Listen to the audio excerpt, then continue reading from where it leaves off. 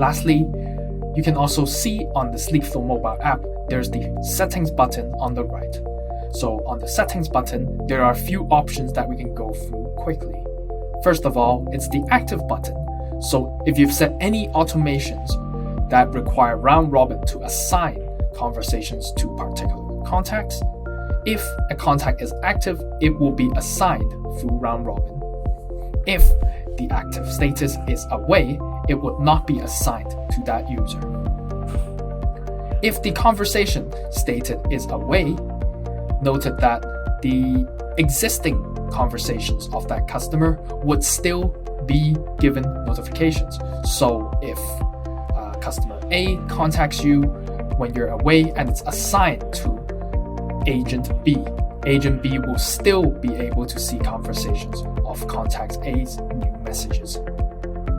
If you need to create a method where if away is your main condition to reassign a conversation, feel free to contact us here on SleekFlow so we can teach you more about setting automations.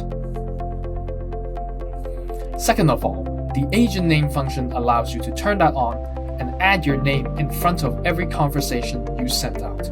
So based on this user, Billy ID, if you turn on the agent name, in each conversation they send to customers, it will add the Billy ID in front of that to allow customers to know who they're talking to.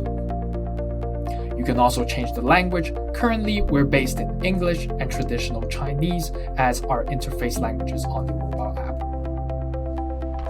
Lastly, if you have any issues, you can always do the following. First of all, check if the version of your mobile app is up to date.